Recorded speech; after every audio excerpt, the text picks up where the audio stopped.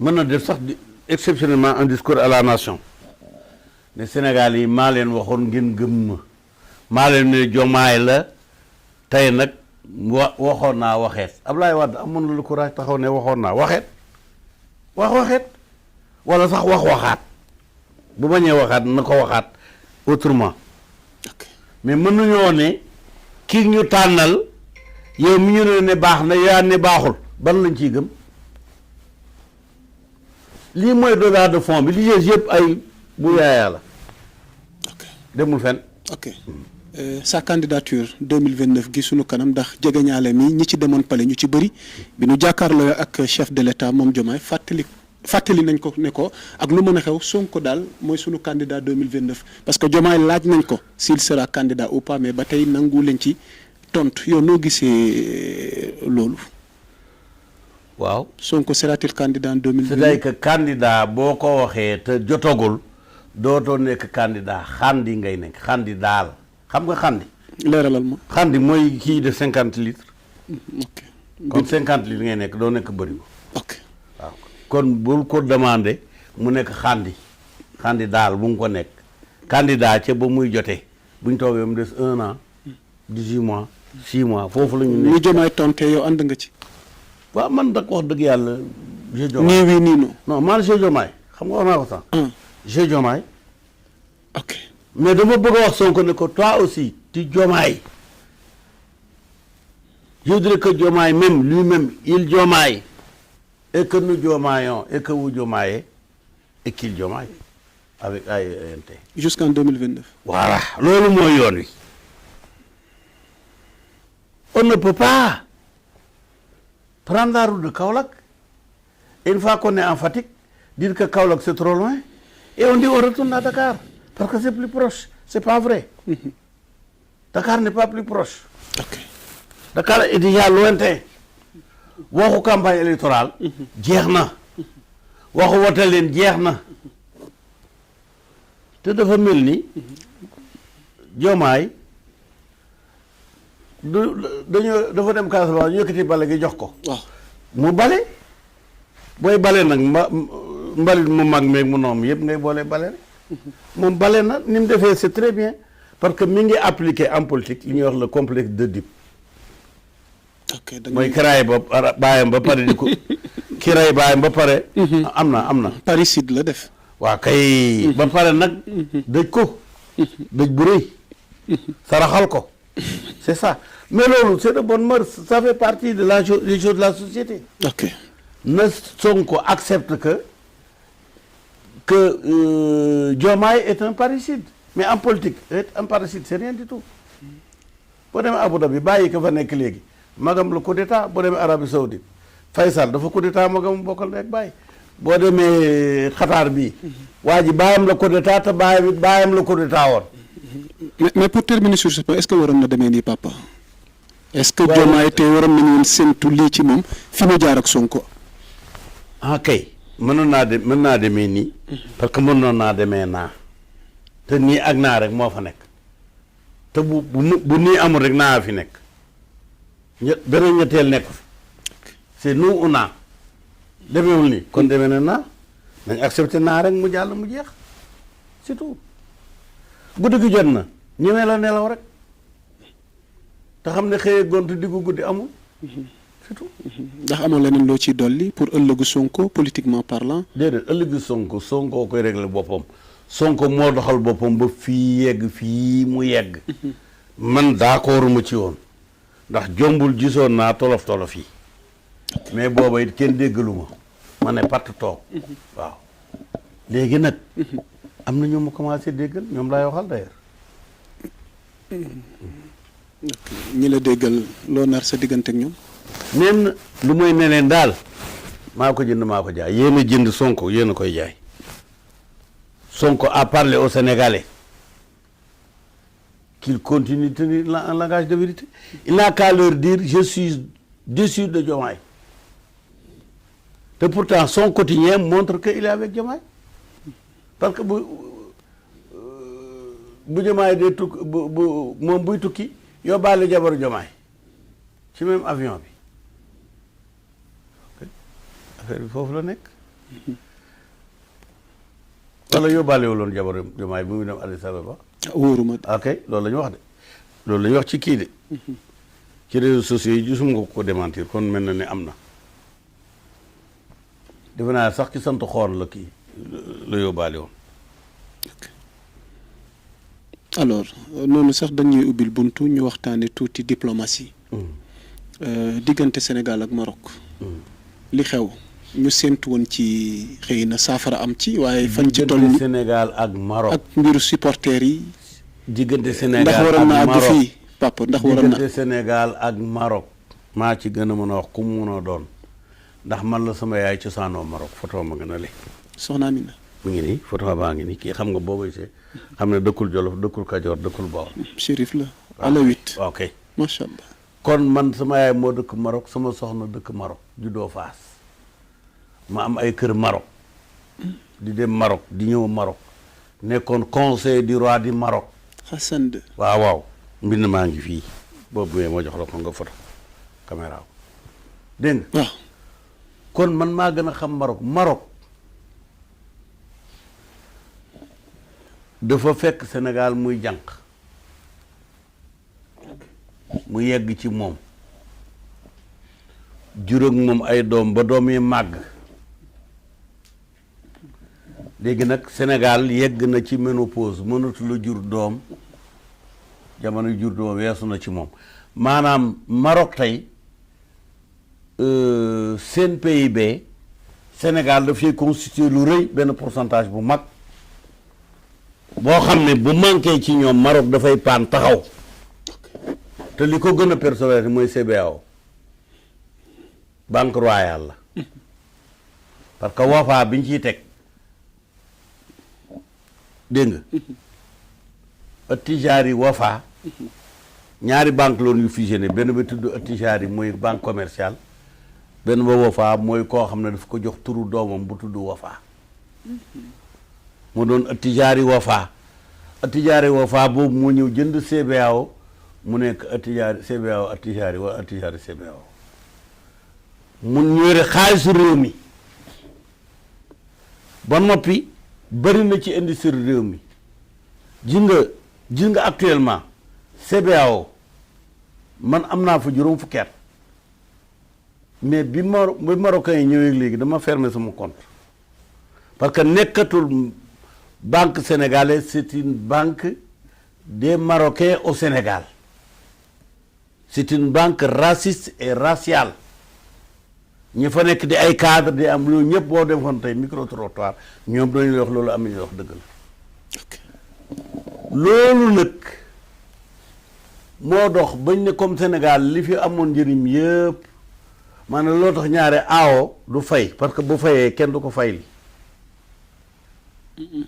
léegi nag Maroc dafa lekk suñu lépp ba mëntu fee am dara nag léegi mu di ñu fontoo am na suñu diplomatie parce que amoon nañ ci woon yaakaar. xam nga ak relation séculaire yi ñu sekk ñu nag. moo doon définir diplomatie noo koy définir moo wax la man sama définition. leeralal ñu sa définition. mooy poos la boo xam ne la ca ne rek mooy valeur poos bu ca dara neeku rek dootul laaj ana poos bi poos bu deful dara kenn du ko laaj. diplomatie bi mooy dañu doon am ay junne mu nekk suñu poos. maanaam lu ñu jox réew sàngam ak lu ñu réew sàngam di jox. Senghor définir ko c'est le rendez-vous du donner et du recevoir.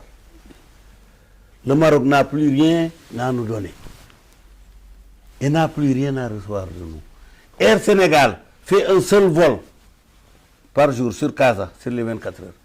Royal Air Maroc fait 3 vols par jour. Donc ils nous ont tout pris, ils n'ont rien à nous donner sauf emprisonner nos enfants. Quelle solution maintenant, vite fait? Non, je ne suis pas chargé du problème ni de la solution. Mais en tant que citoyen... Non, moi je suis comme le photographe. Tu prends ton ami, même s'il a 2 dents de moins, tu es obligé de les prendre. De les prendre comme tel. Lu mu yaaw jaal it da ngay photo jaal bi. mënoo ci biir photo bi nga truqué ko ba mu am ay bëñ fekk amul ay bëñ. Mais en tant que philanthrope, nit ñi miin nañ sa générosité ak sa solidarité. Non, ni ngeen définir philanthrope du noonu waaw philanthrope mënta nekk sans le pragmatisme ndax ko amul foo jëlee doo am foo joxe am mooy jiitu joxe ko amul loo joxe doo ko joxe. ndax bu la Diomaye seet si woon tey di nga ci indi solution ci li dal suñu doom yi nekk Maroc vu sa relation ak famille royale bi loolu sama wàll ñun du suñu wàllu olof wax nañ ko mooy mag mën naa bay cim réew mais est-ce que moom sax nekkul di tëlëx-tëlëxi ndax su fekkee ne moom dafay yóbbu ay xaalis ak i ceeb di ko yóbbu Sagne Bambara ñooñu ñu ko wax ne ko soxlawuñ ko est-ce que foofu visiter na la démographie n'a pas visité la démographie parce que la distribution des fonds politiques obéit à une chose la démographie qualitative et quantitative quel pourcentage te représente et ce pourcentage quel est l'apport connu quel est l'apport tu peux être 1% de la population et apporter 15% à la population en ce moment-là ta valeur c'est pas 1% mais c'est 1 plus 15 soit 16% waaw loolu maanaam lan loolu mooy lan dégg nga même loolu da nga yëg ni moom ci boppam te mooy président Diomaye kenn jaarul ci yoon dafay tëlëx yow loo nar ko war a demee taxawee Sagne Bambara c'est même pas un demi-quartier de Kaolack mais nga dem Kaolack deuxième ou troisième ville du Sénégal. waaw mais kamu fekk Sagne Bambara non les règles du jeu loolu la. waaw mais kamu fa fekk tamit lànk gàntal ko. waaw waxuñu gàntal yow bàyyi leen bu ñu leen nee fii ngeen ne fii la non sinon tu n'es pas un bon journaliste su fekkee ne yow lay intéressé mooy di dégager en touche rek football yi bu dee dégager en touche kenn du marqué but foog nga bàyyi ñu marqué but bul di dégager en touche du sa wàll bul dégager en touche li ma wax lu leer naññi la man bu may dem Kaolack mën naa taxaw sonniment fu ma jaar mën naa taxaw Mbadakhoune mën naa taxaw Fass Bérigo bu ma jógee nale ma jógee nii mën naa jaar taxaw Gandiaye mën naa taxaw yeneen dëkk mën naa taxaw Sibassor wala feneen mais bu ma Kaolack taxee jóg Kaolack laay dem du ma jàdd dégg nga donc loolu ça veut dire que le président am na peut-être de la bonne volonté mais loolu tubaab am na lu ñu ci wax les chemins de l'enfer sont tous jonchés de bonne volonté moom bëgg na mais mi ngi télé ça veut dire que kii Mary Teuw est submergé mais Mary Teuw c'est un bon cadre à la présidence mais il est peut-être submergé par tout ce qu'il a à faire quand on est un directeur de cabinet en réalité on est vice-président mais à ce rythme kon finalement fan lañ jëm loolu yéen ndaw yi ngeen ko war a laaj seen bopp ñun yegg nañ ba noppi yow boo demoon léegi di mettre ak suppa ñu la am kat nem si yàlla sax yàlla na ko yàlla yërëm doone bett na ma kay waaye ku dund 80 ans yow nit ñi ñoo ut lu ñu dund mais yow dund nga ba noppi yéen bés bu ngeen amee 80 ans door a wax ji ñuy wax ñun tey ñun on n'est pas concerné yéen a concerné yéen jeunes yi nga xam ne ngeen a acharné te du ngeen déglu seen i baay du ngeen déglu seen i maam du ngeen déglu seen i nijaay Sonko leen jot yéen a ngoog Sonko a faire un mea culpa public un mea culpa public boo xam ne songoo benn garabu du ko ca taxa mucc fu mu jaar nga ràmm sangoo saafara du ko dindi xam nga ràmm mooy varicelle fi mu ne nii ràmm dafa ràmm garabu defaru ko koy defar mooy ne jàkk nit ñi ne maa leen ne woon li am na woy bu olof di wax yaa ma ne woon ma ne la te neetee tooma te gis naa ko ma ne mooy solution baa ngi noonu loolu le peuple sénégalais moo ko mën a wax ok parce que def nañ ci boppu nit ñi pour nax leen wala fen leen ne leen ce sera Sonko en 2050 c'est pas vrai c'est pas vrai. Sénégal horizon 2050 Sonko bokkul ci 2050. ci lan la bokk. dana fekk mu màggat ba xobi daas comme ñun ñii rek ñun dañ koo nangu rek moom na ko nangu na nangu bosam parce que 1 an de pouvoir c'est 10 ans de vécu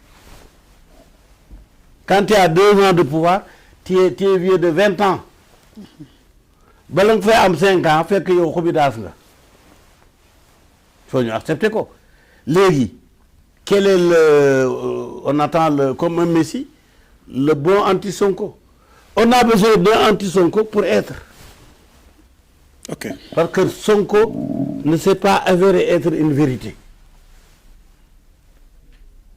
du dëgg léegi c'est l'anti-Sonko est le bienvenu en tout cas du man jamais. amu ci yéen rek la mën a feeñ ci yéen rek. mën nga ci am rôle tamit. sa génération. yéen a concerne man sama génération damaa jógoon dem ba ñuy 68 damaa génn ci mbedd mi maag sama rak Sidi Lamine. dëgg la. ak la ca tegu. dëgg la dañoo xeex jamono Senghor xeex yi sax jamonoy Lamine Senghor Abdou Diouf ainsi de suite mais bañ toogee ba màgg itam dañoo def ni xar mu màggate góor toog ku la jox ngooñ nga lekk. papa ndax da nga bëgg wax ni opposition finalement amatul ci réew mi. wala gisoo ci homme politique yi fi nekk ci landerneau politique bi. opposition du mos a mënta ñàkk fenn te opposition toujours pouvoir a koy jur. ñëw fii nii du dooyu Macky lañ du Macky leen jox wax ji yëpp du ñoo wéet ak Macky bindanteeg moom mu jox leen xaalis jox leen nguur nee na moytu leen kii ñu nekk ki ñu jaaxal mooy alkaati bu rëy bi taxaw ci kii bi lu feu rouge bi génne moom mu ne jaar leen nii te moo doon Amadou Ba moom ba ma xamal leen ko ñoom c'est un produit de Macky Sonko est un produit fatal de Macky sans lequel il ne serait rien. moo ko njëkk a jox plus fort reste ba mu nekk député ci jamonoy mbel-mbeli mu mbel-mbel ba jàll ñu jox ko nguur gi mu téye ko mu yor ko léegi nag le navire chavire faut pas le reprocher aux passagers. ok faut parler au capitaine. ok léegi dañoo bëgg wax tuuti économie dabu ci waxtu wi ndax xam naa liñ ci des. yow li la waroon tax a jóg taxoo ci mooy l'actualité internationale. danañ ci ñëw papa waaye damay terminer fii rek ba ma ko mee rek waaye dama la ko ñaanal waaw xam nga miin nañ ci yow moom amoo. amoo ci problème. voilà léegi boo nu ko mee rek mais situation économique réew mi en tant que homme d'affaires. ñi fi ne chaque fois li ñuy fàttali ne amoon nañu yéene. lanu digg woon bëggoon nañ ko def mais dañ fi fekk tey jii nii situation économique boo xamante ni rendre ñu la tâche facile tey lan mooy sa njàngat. ci loolu mu ngi mel nii chirurgien bi lay opérer. coowal det caché bi. déet defe naa chirurgien bi la programme pour opérer la. waaw ngay ñëw bañ anesthésier la bañ tiim la mu war laa opérer. waaw. mu ne j'ai pas fait le rayon X j'ai pas fait l'échographie ce que je vois est une tumeur. Or, je ne sais pas si c'est une tumeur maligne ou c'est une tumeur bénigne. Mais loolu médecin bu ko wax ñu dàq la dañ lay summi loolu du wax loolu du lay. déedéet léegi ñëw naa foog naa ne rez-de-chaussée quatrième sous-sol moins 4 la. loolu ku ko wax dañ laa war a summi. parce que personne ne peut ne faire un pronostic de santé.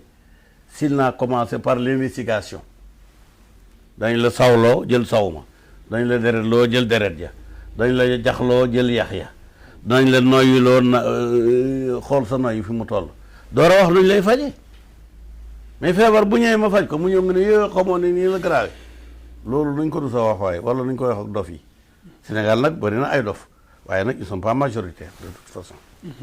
amoo ay recommandations ci sunu économie réew fi mu toll nii balaa may jàll. ci point l'économie n'est pas parce que l'économie se résume en une chose le pouvoir d'achat des Sénégalais a-t-il stagné a-t-il régressé ou a-t-il progressé? A-t-il stagné? La réponse est non. A-t-il progressé? La réponse est non. Je laisse aux Sénégalais de voir si la troisième voie existe ou non. ok Assemblée nationale ñu ngi waajal loi gu bees ci mbiru borom ñaari tur yi mu fekk ci benn contexte bu particulier boo xamante depuis un certain temps phénomène borom ñaari tur yi dafay gën di law transmission volontaire de VIH/Sida ñu tudd ci ay célébrité kuréel yi xeex mbon yooyu ànd sàmm jikko yi ak ñeneen ku mel ni Jamra gën a wéyale seeni combat ba tax na assemblée ñu ngi waajal daal nee nañ dinañ gën a durcir peine bi à la place de la criminalisation waaye ñii ci askan wi nee nañ déet la ngeen digge woon ci nguur yi fii jàll ba waxtu wi criminalisation tey mënu leen teggi criminalisation di wax durcissement des peines bu mu ci mën a doon yow tey lan moo ci sa position ci li ñuy waajal ci pour atte wala loolu wax ci Jamra d'accord mo ci Jamra Latif Coulibaly Latif Guèye mi ko sos waaw sama bëkk néeg la woon maa ko présenté Sidi Lamine muy def ak moom Walfadjri ba muy nekk mensuel donc maa ko gën a xam ñu bari ok mais moom li ma gëmoon mooy criminalisation de la drogue on l'a suivi il y a une loi la loi Latif Guèye mais aujourd'hui la consommation de la drogue elle a augmenté et elle a régressé donc la réponse tout le monde la connaît donc si tu peux parler d'un